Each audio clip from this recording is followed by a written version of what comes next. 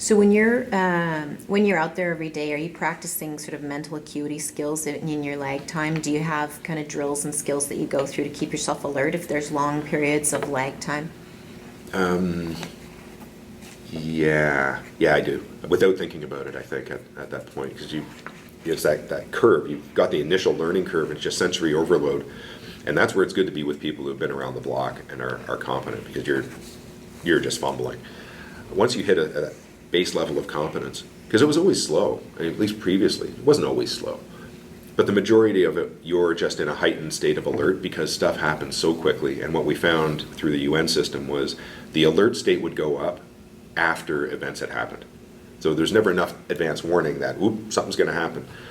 I think constantly, if something is up in front of me, what am I going to do? If there's a roadblock, what are we going to do? If somebody's pointing an AK at my head, what am I going to do? It's usually get out of the car and offer them cigarettes.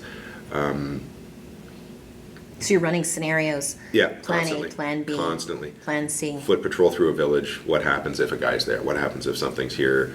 But it's not all based on a threat either. It's it's part of that team mentality. I used to tell my interpreter, because I'm probably one of the ones who could use him properly, and dude, you're from this area.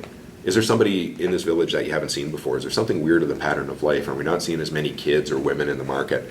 Is there stuff going on? And part of my drills is, if I run into a senior military guy from this faction or that faction, what do I do? What questions do I ask? What do I want to know? And so that is constantly going through your head. So it's not based on a perceived threat or an overt threat. It's also, if I run into this guy, what do I want to talk about? Preparedness. Yeah, absolutely. All the time. I think it wears you down, though. After a couple of months of doing that constantly, you get pretty tired mentally. Well, it's almost like being in a constant state of fight or flight, right? Because you're in Yeah, and I just went blank on the levels. I'm probably always in yellow on tour, sometimes orange, but you should never get to red or black, except for, you shouldn't get to black.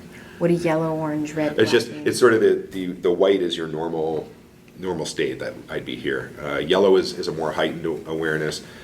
Black, I think, is the complete fight or flight. And I'm probably wrong, so don't necessarily quote me, but they're different states of mental alertness.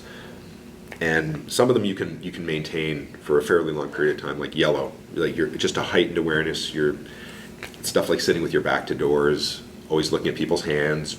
What are people doing? Are they armed? But then moving up that scale to where you're finally dealing with a very direct threat. And that's where some of the mental fatigue can come in, because it's easy to get lulled on some of these missions of days of nothing happening, which I don't think is going to happen this time.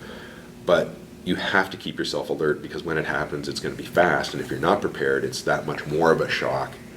If you're at that normal state and something bad happens, you've got that to cover. But if you're alert, it's a narrower gap.